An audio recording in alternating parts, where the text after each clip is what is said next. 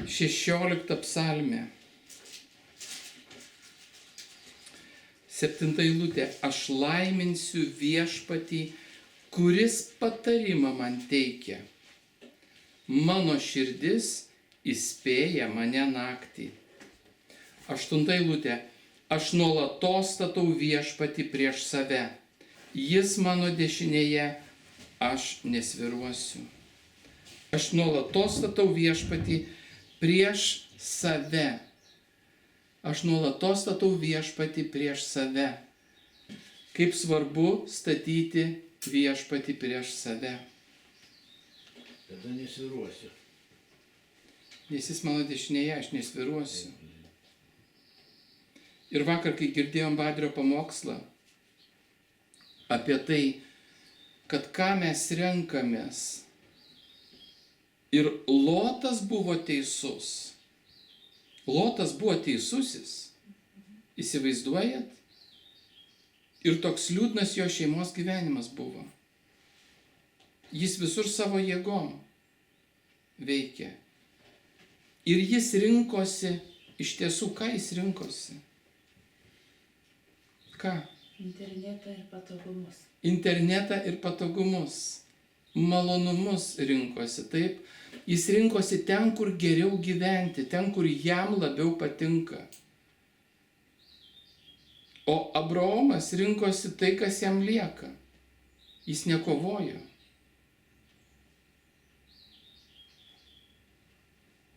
Ir sako, ką mes renkamės.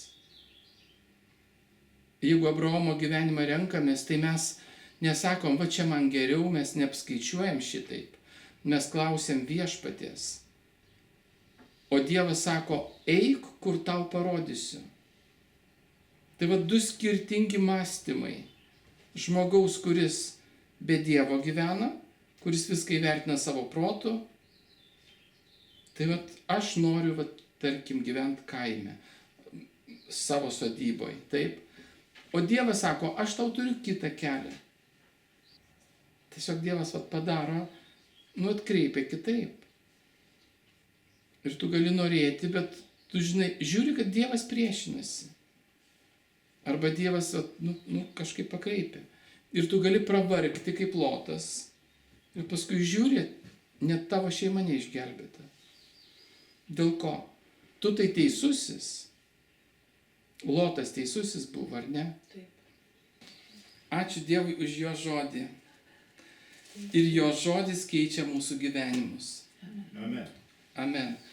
Ir 16 psalmė sako, aš visada statau viešpatį savo priekyje, savo priešaky. Tai va,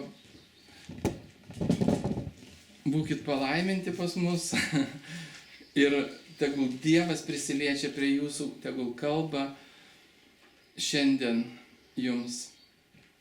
Tai va, ir kai mes statom Dievą priekyje, kaip pat mes statom Dievą priekyje? Ar kai mes turim kažkokį taip pat planą ir jį pastatom tam, kad Dievas įgyvendintų tą planą, tai kartais atvargstam,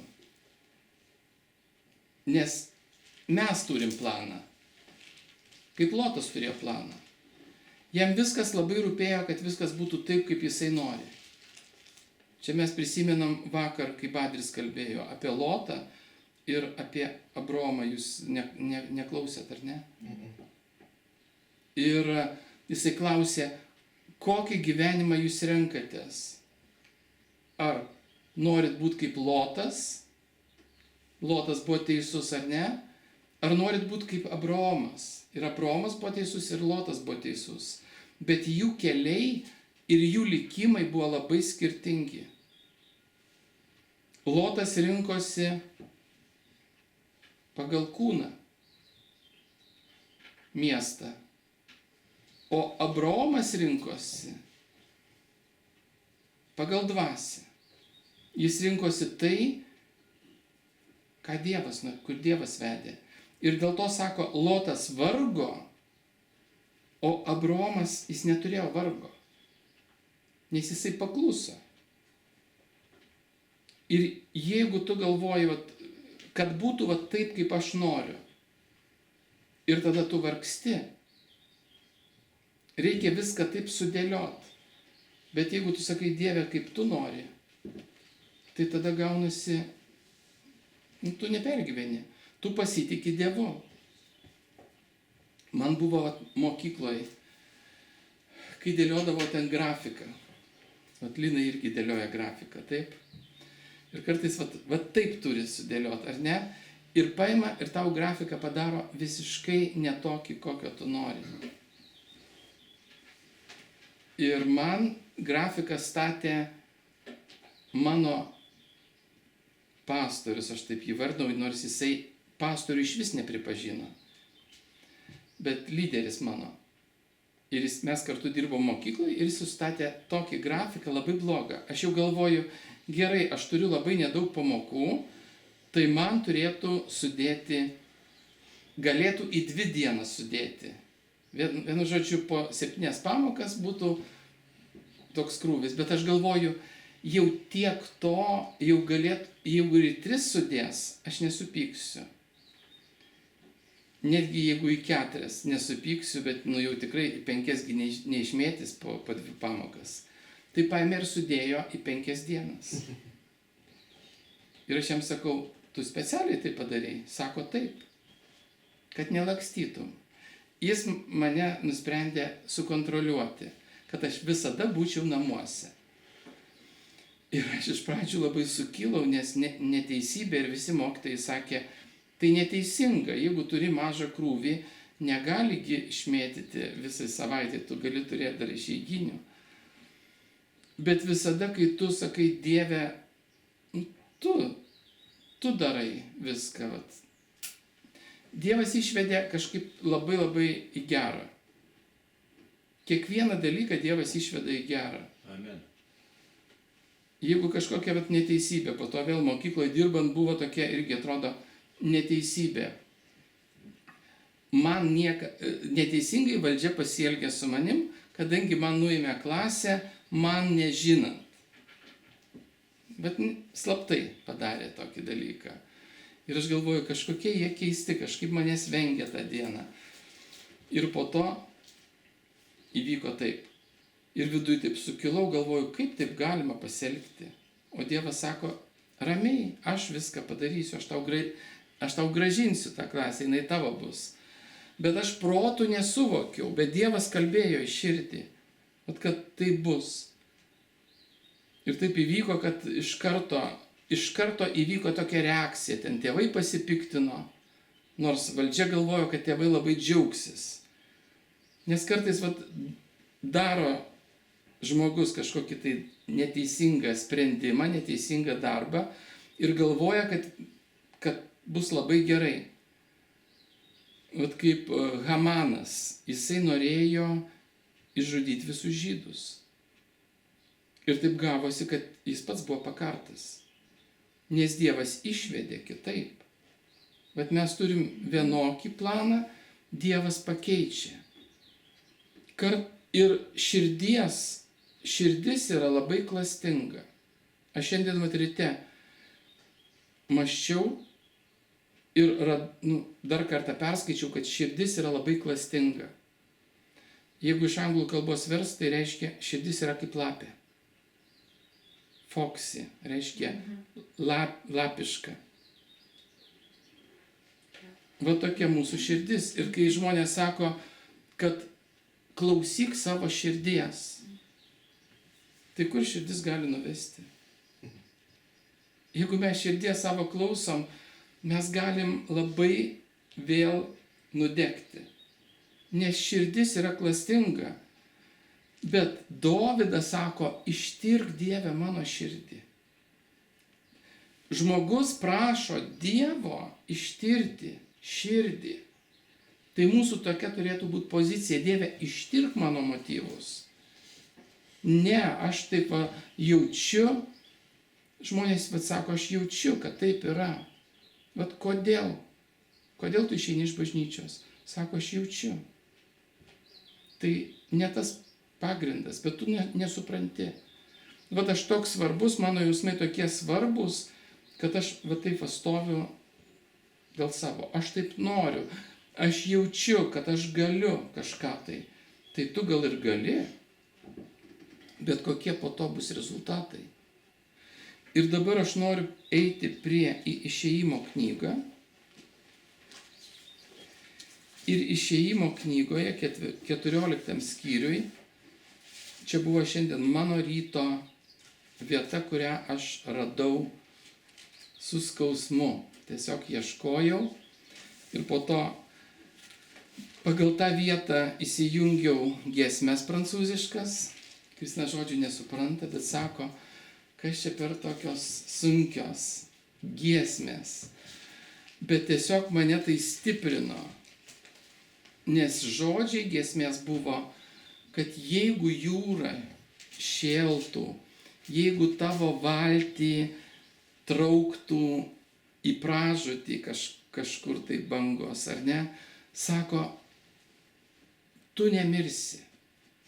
Tu nemirsi, nes tavo Dievas laiko tave, pasitikėk Dievu. Ir ką daryk? Plauk į kitą krantą. Čia tokia giesmė. Ir jinai labai populiari, prancūziška tokia. Ir jinai tokia skausminga, nes bangos šėlsta, atrodo, sako, bangos mane užliejo psalmėje. Ir aš jau nebematau išeities. Dieve, gelbėk mane, padėk man. Taip, Išėjimo 14. Išėjimas. Prie to išėjimo, žydų išėjimo. Kai žydam buvo, Dievas vedė juos išeiti. Ir kur jie ėjo? Per Raudoną jūrą. Jie galėjo eiti tiesiai, nekirsdami jūros, bet jie tada turėjo eiti pro Filistinų kraštą. Bet sako, Dievas nenorėjo, kad žydai pamatytų karą. Ir sako, dėl to juos nukreipė per Raudonąją jūrą. Išėjimo 13:17. Kai faraonas išleido žmonės, Dievas jų nevedė Filistinų šalies keliu, nors tai būtų buvę arčiausia. Nes Dievas sakė, kad išvydę karą žmonės nepradėtų gailėtis ir nesugrįžtų į Egiptą. Dievas vedė tautą aplinkinių dykumų keliu Raudonosios jūros link. Izraelitai išėjo iš Egipto apsiginklavę. Matot, Dievas veda ne kur arčiausia. Dievas veda geriausių kelių. Amen. Nors ir aplinkui. Ir ne tai, kad aplinkui, kas Giedrė. Kaip gražiai suskambėjo, nepalieka kelio atgal, perėjai per jūrą, o atgalgi tai nebesiskirs jūra. Taip. Tavo įsakymo. Bet dar kol kas jūros dar nepriejo jie. Jie ėjo aplinkui, kad nematytų karo ir negrįžtų atgal. Kaip kartais įdomiai Dievas mus veda. Vat jūs atvedė, pro Juodupę veda. Vat jūs vis vien čia atvažiavot. Vat mes su Kristina, atrodo, galėjomgi išmokti pamokas paprastai va gyvendami Lietuvoje, bet mums reikėjo į Afriką nuvažiuoti. Ir ten pereiti kažkokius sunkumus. Va toks kelias, Dievas nukreipia. Bet jis nukreipia vis vien, mums atrodo, kad blogai, bet Dievas vis vien veda. Čia yra tokia paguoda, kad Dievas vis vien veda. Ir žiūrėkit toliau, kas įvyko, jie priėjo Raudoną jūrą.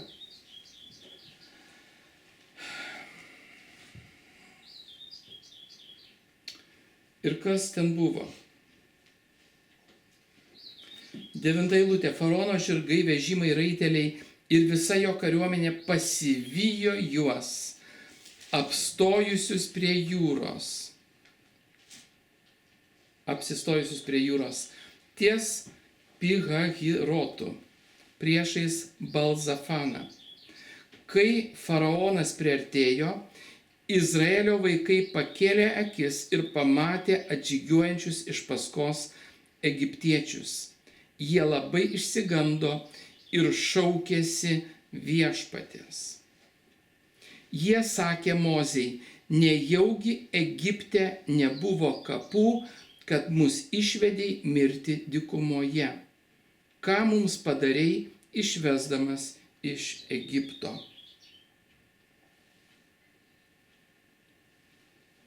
Atrodo, žmogus ateina pas Dievą ir tos problemos vėl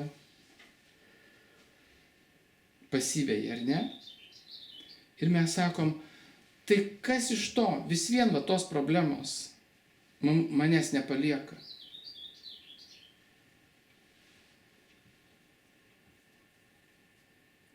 Ar būna taip? Žmogus įtikėjo ir problemos pasivijo. Ir tada, tai koks man skirtumas, tai kam man reikėjo tiek vargti? Nes būna, kad mes įdedam tas pastangas, kad būt bažnyčiai, ir atrodo, tai nieko neišėjo. Arba šeimoj susituokė ir žiūri, ašgi su Dievu gyvenu, kodėl tiek daug problemų? Tai koks skirtumas tada atrodo? Koks skirtumas? Ten vis vien išsiskyrėm. Yra žmonės, susituokė, abu krikščionys ir išsiskyrė. Atrodo, tai ką Dievas padarė? Nieko, tai kur Dievas? Tai kur Dievas? Tai ir tada, argi nebuvo kapų Egipte?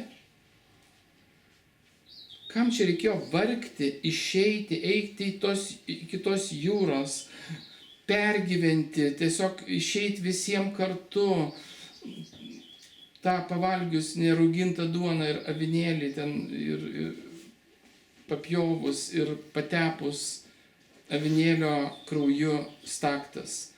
Kam to reikėjo, jeigu tu prieini ir vis vien tu nelaimingas? Argi mes tau nesakėme, būdami Egipte, palik mus tarnauti egiptiečiams, mums juk būtų buvę geriau tarnauti egiptiečiams, negu mirti dykumoje. Mozė atsakė, nebijokite, stovėkite ramiai ir stebėkite viešpaties išgelbėjimą, kurį jis šiandien įvykdys. Egiptiečių, kuriuos šiandien matote, niekados daugiau nebematysite. Viešpats kariaus už jūs, o jūs būkite ramūs. O jums tik tai reikia nusiraminti. O jums tik tai reikia nusiraminti. Bet atrodo, dabar pažiūrėkit, teisingai kalba Mozė. Teisingai kalba. Bet žiūrėkit, kaip Dievas sureagavo. O toliau. Ką Dievas pasakė? Sako, ko šauki? Jis šaukia, pamokslauja, ramina visus. Taip, reikia tik nusiraminti. O Dievas sako, ko šauki? Jis turbūt labai pamokslavo gražiai apie tai, kad čia pasitikėkit Dievu, ar ne? Žodžiai tokie teisingi. Ir jie yra teisingi. Bet Dievas sako, ko šauki? Visai ne tą reikėjo daryti. Sako, sakyk izraelitams, kad eitų pirmin. O tu pakelk lazdą, ištiesk ranką link jūros ir perskirk ją. Izraelitai sausumą pereis per jūrą. Man tai šiandien buvo atsakymas. Ko šauki? nu ko tu ten dar pamokslauji, meldiesi, va taip darykit, čia nusiraminkit, viskas bus gerai. Nenusiraminti reikėjo, o reikėjo eiti per jūrą. Mes kartais meldžiamės ir sakom, Dieve, arba gerai, viskas bus gerai, nieko nebus gerai, tau reikia daryti kažką. Man Dievas šį rytą kalbėjo, nes aš raminuosi, vis raminuosi, bet man reikia daryti, man reikia žengti žingsnį. Ir visi, aš prisimenu labai daug pamokslų. Vieną kartą Kristina pamokslavo Afrikoje. Stovėjo visa bažnyčia, visa šlapia. Suknelė buvo šlapia. Aš prisimenu, stovi prie žmonės ir visa šlapia suknelė, nes karšta buvo labai. Ir tada Kristina pamokslavo apie tai, kad tu turi put your faith on action, taip? Kaip lietuviškai pasakyti? Kad tikėjimas įsiveiktų, jau užtenka tikėti, reikia dabar imtis veiksmų. Taip. Reikia veikti, reikia daryti. Ir man tada buvo taip stipru, aš tiesiog prisimenu. Aš ten išėjau net iš bažnyčios, nes buvo labai karšta, o Kristina liko stovėti, aš iš lauko klausiausi, nes nebepakėliau to karščio. Bet svarbiausia yra tai, kad mes turim veikti. Ir kai meldžiamės ir išpažįstam, kad viskas bus gerai, Dievas gali ateiti ir sakyti, ko tu čia šauki dabar. Nes tu gali šaukti, Dieve, viskas bus gerai, aš būsiu išgelbėtas. Dievas sako, tu dabar čia neišpažinėk, tu padaryk tą ir tą. Ir man visada,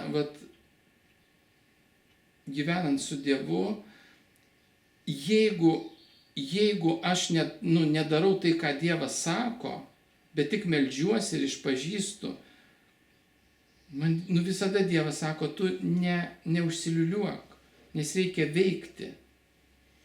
Reikia veikti. Ir mes galim sakyti, viskas bus gerai. Viskas bus gerai, ar ne? Bet suprantat, Izraelis, žydai, dabar pažiūrėkime jų situaciją. Jie priėjo prie Raudonosios jūros, bet jų visa istorija kokia buvo?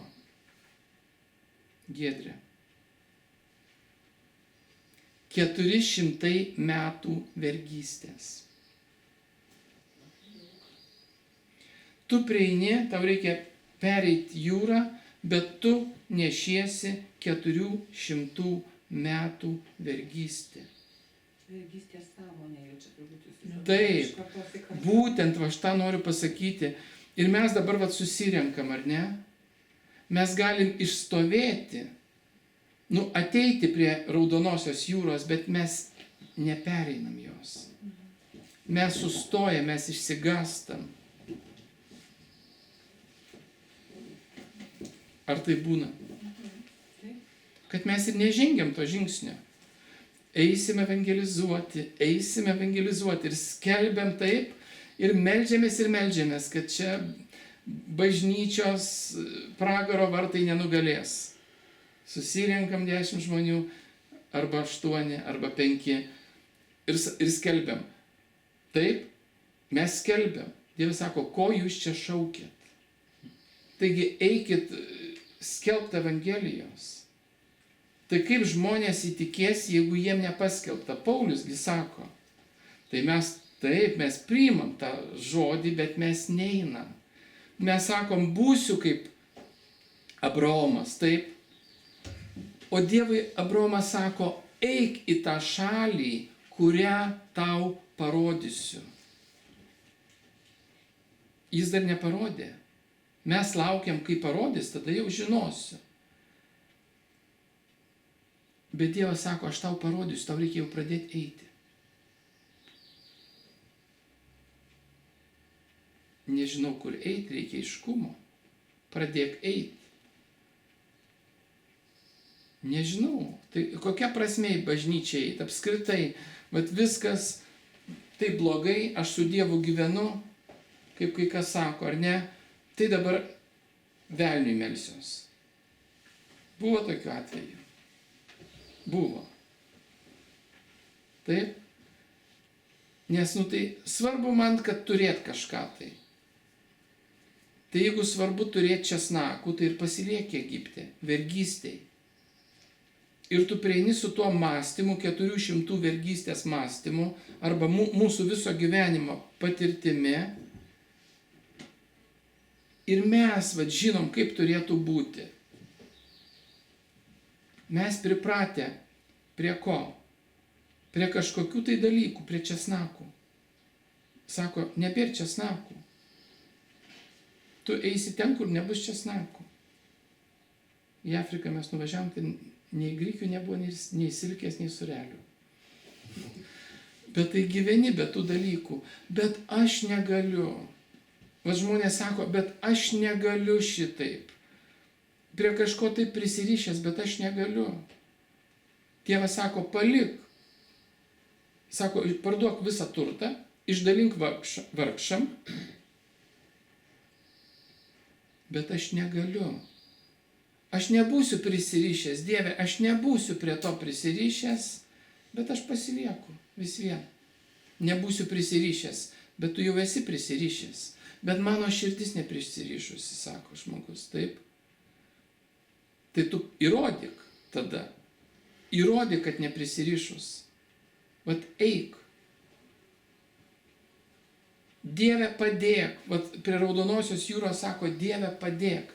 Dievas nori išvesti iš vergystės, bet ta vergystė tavy ir tu negali palikti. Ir tu šaukiesi, Dieve padėk.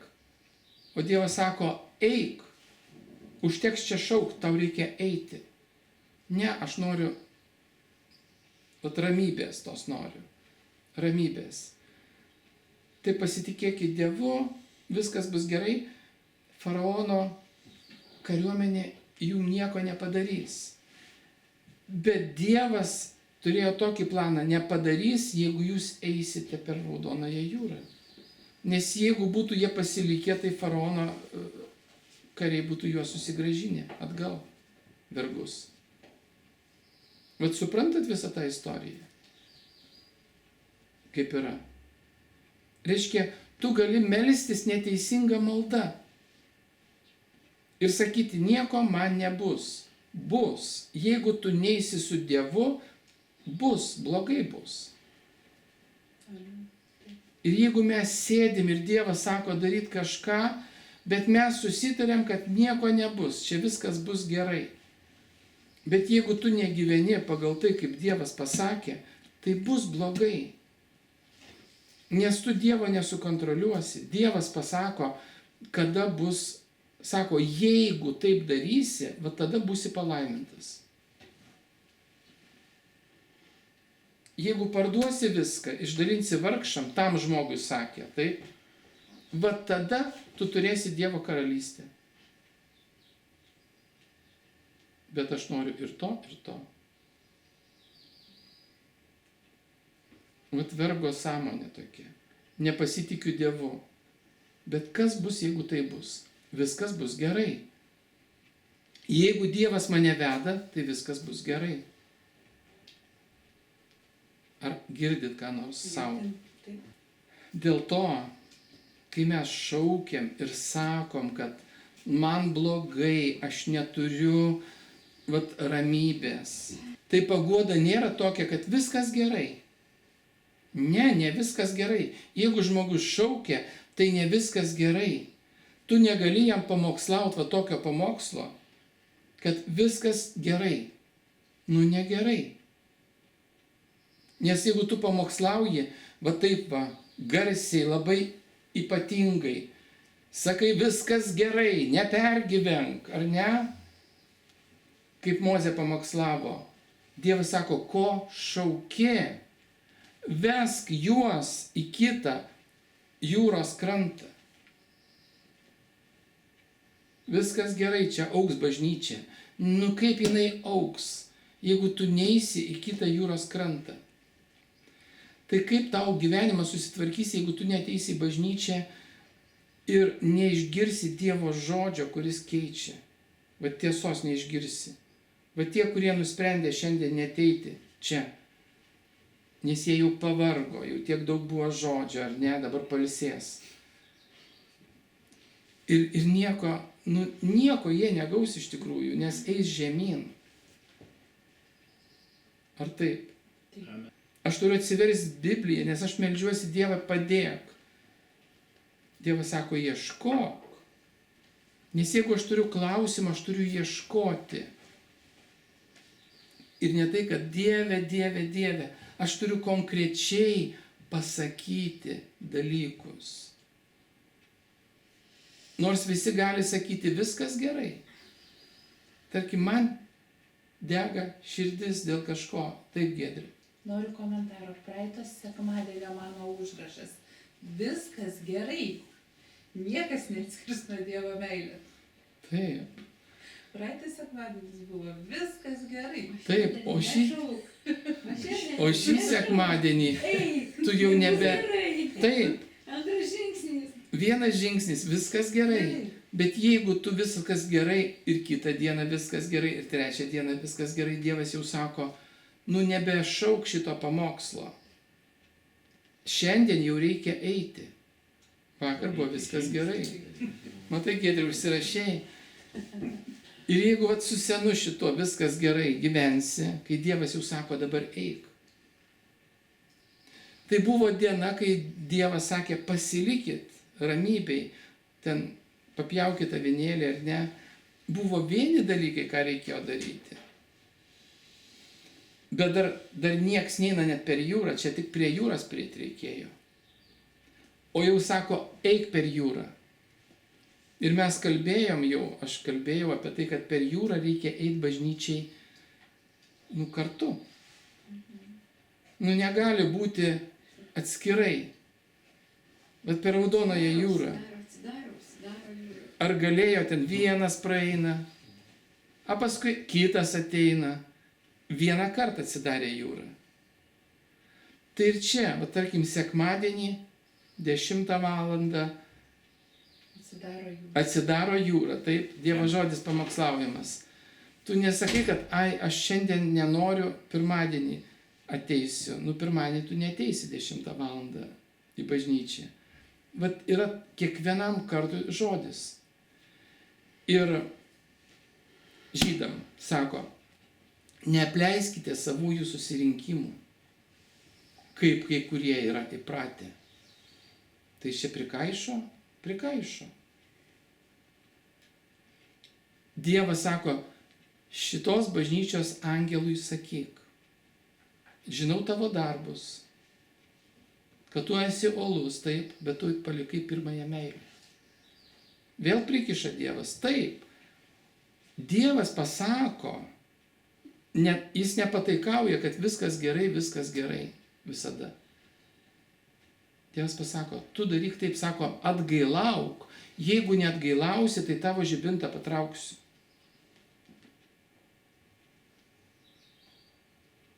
Atgailauk reiškia daryk tai, ką Dievas sako daryti.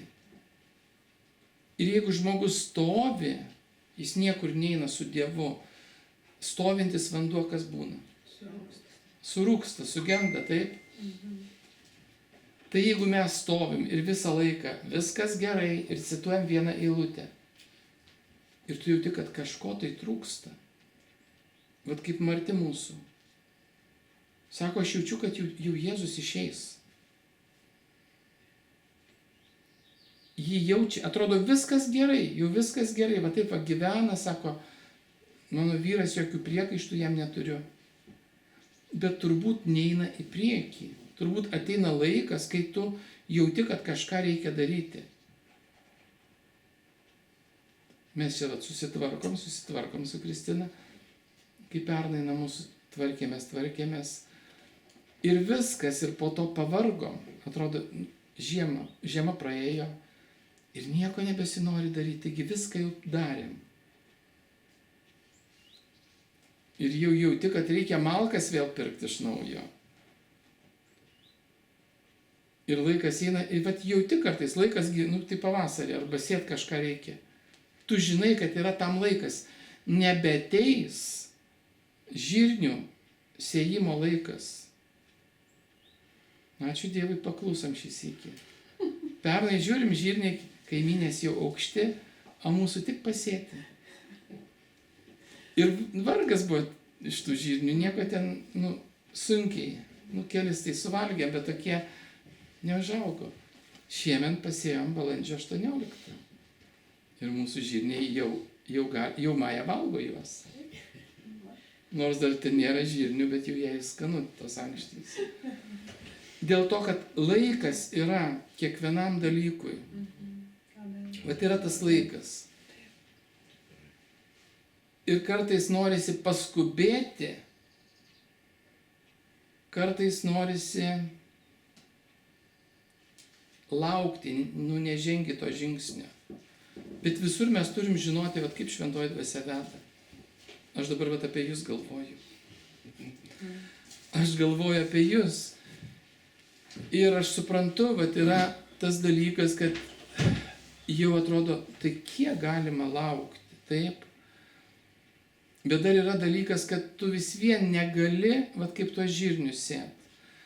Žinai, kad reikia jau vat sėti žirnius.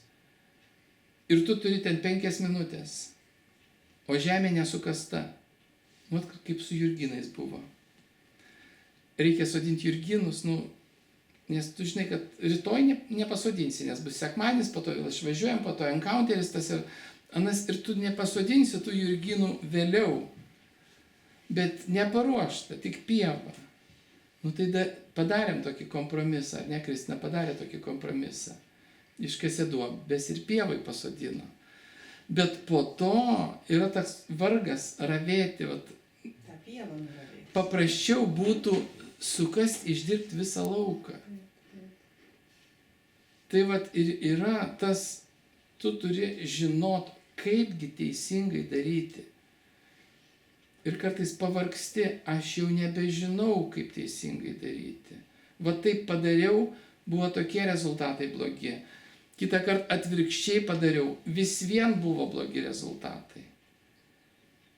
Ir gali pasiduoti. Prieini ir žiūri, ta jūra tokia. Baisu.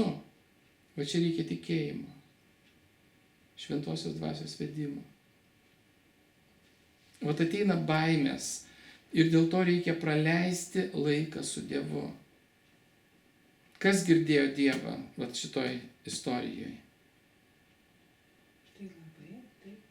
Kas? Tai labai girdėjau. Bet kas girdėjo iš istorijos, kuris žmogus girdėjo Dievą? Mozė girdėjo Dievą. Nes jisai vadovavo, taip? Dabar visur kalbama, kad dabar nebėra Mozės, dabar šventoji dvasia gyvena kiekvieno širdį. Bet, tarkim, bažnyčia, kai kažkokį sprendimą daro, arba šeima, kai daro sprendimą. Aišku, labai kiekvienam Dievas kalba, bet kartais, kaip sakom, žmogaus širdis yra labai klastinga. Kartais mes, girdėdami Dievą, elgiamės, bet prieštaraujam. Žinom, kad taip, bet prieštaraujam. Buvo taip, kad mums Dievas kalbėjo su Kristina abiem tos pačius dalykus. Kai paaukoti, ten buvo pinigų suma ir aš gavau, aš ne namuose buvau, kad reikia paaukoti tos pinigus.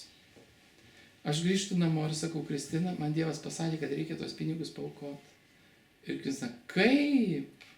Tai čia ir vyksta tas emocijos, tas mūsų, kad mes girdim lyg ir Dievą. Bet ir jeigu aš tikrai žinau, kad tai iš Dievo, aš turiu stovėti tame.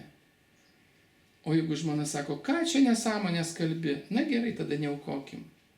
Bet iš tikrųjų tai Dievas norėjo, kad mes paaukotumėm. Ir aš tada galvoju, tai kaip man dabar elgtis? Dievas man kalba, bet ašgi negaliu ten pykti ant žmonos. Aš man sako, nu ne, čia neteisinga. Tai tada paprasčiausias dalykas tai yra pasiduoti. O sunkesnis dalykas yra stovėti tame. Ir aš kažkaip Dievas davė va, tą stiprybę. Aš sakau, nes taip ramybei, nekentėjime. Dieve, tai ką man dabar daryti? Aš sakau, Kristina, padarom taip. Tu dabar nusiramink ir man labai ramiai pasakyk, kad nereikia mums aukotų pinigų. Tada Kristina taip nusiramino ir sako, man Dievas tą patį sakė, kad reikia tuos pinigus paaukoti. Aš sakau, tai kaip čia dabar, tai kodėl tu ant manęs šauki? Nu, va tokia reakcija, ar ne?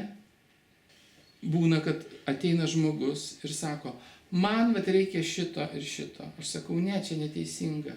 Jeigu tu taip nepadarysi, aš padarysiu va taip. Va. Ir man tai buvo, aš nusileidau. Ir paskui tas žmogus sako, kodėl tu sutikai? Suprantat? Tas pats žmogus po 5 metų sako, kodėl tu sutikai? Taigi tu taip norėjai. Aš sakau, taigi tu taip norėjai, tu tokį sprendimą padarėjai. Bet tu nusileidai. Ir žmogus kentėjo. Kartais leidi, nes tu matai, kad žmogus jau taip ir daro. Bet tu iš savo pusės, tu negali prisidėti. Kaip tie vyrai, kur atėjo ir sako, mums reikia išgerti, nes numirsiu. Ir va čia diskutavom, kaip pasielgti, ar ne? Vat kaip pasielgti. Ir vat kaip Jėzus pasielgtų. Ar duotų išgerti. Ir tu duodi žmogui. Ir paskui tas žmogus ateina ir sako, tu man nepadėjai. Paskui žmogus sako, aš praėjau reabilitaciją, jie man padėjo. O tu, būdamas tikintis, tu man davei ir tu man nepadėjai. Arba pinigų prašė, sako, duok 5 litus. Nesako, vis vien mes padarysim tau tą darbą, tai tu vis viengi sumokėsi. Aš sakau, kaip padarysit, bet mums dabar reikia, labai sunku. Mums reikia išgerti. Aš sakau, išgerti aš negaliu duoti. Ir kartais, kai tu nusileidi, nei tam nepadedi ir po to pats savim nebepasitikė. Tai va, šiandien ką išgirdom, kad prieinam prie Raudonosios jūros ir ką mes darom, kai pamatom nepraeinamą Raudoną jūrą. Ar sakom, kad viskas bus gerai, ramybei ir pasitikėjime. Taip, pamokslaujam lyg ir gerą pamokslą, kuris buvo geras praeitą sekmadienį, taip. Bet šiandien Dievas sako, ko tu čia pamokslauji. Eik. Ko šauki? Ko šauki? Kartais noris tai pamokslauti ir žinai, ką pamokslauji. Kur tu jį nuvedi tą žmogų? Jį palikai ten, kur jis ir buvo. Pasitikėk, gyvenk toliau. Ne, vesk jį per Raudoną jūrą. Kaip aš jam pasakysiu? Kaip aš tam žmogui pasakysiu, kad tu viską turi parduoti? Ne, čia viskas gerai, čia tau nereikia nieko parduoti, čia reiškia tik neprisirišk širdimi. Tau nereikia čia, tu gali čia su šitą moterim šnekėti, gražiai flirtuoti, tik neprisirišk, žinai, širdimi, bet viskas čia gerai. Ar ne? Nesąmonė. Tau nereikia va čia tėčiui paklusti vaikui, ar ne? Tu tik širdį, mylėk tėtį, bet kad tu nepaklusti, nedarai, ką jisai sako. Nieko čia tokio. Jėzui tėvas sakė,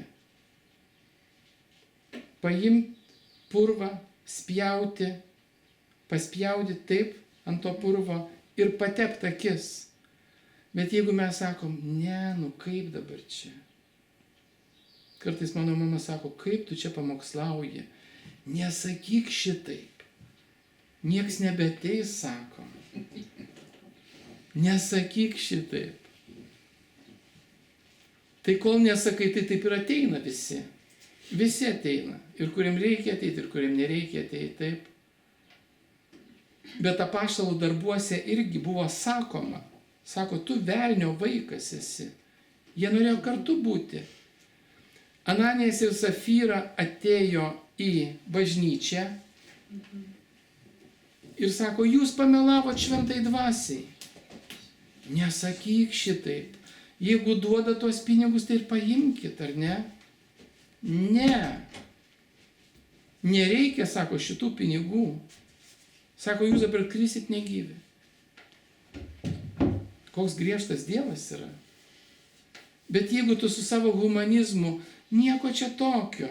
Ačiū Dievui, kad duodi tuos pinigus. Taip? Ne. Dievo žodis netoks. Nepataikauja. Sako, jeigu pataikausi savo vaikui, tu pražudysi savo vaiką. Mes matom, kai mūsų anūkam pataikauja, vaistus reikia gerti, sako, jis nenori. Aš taip, čia rimtai? Sako, jis nenori. Sakom, jau šitiek laiko, 3 dienas vaikas nesveiksta. Tai matom, kad blogyn ir blogyn, tai tuoj reiks į ligoninę vežti. Sakom, vaistų duokit. Sako, jis nenori.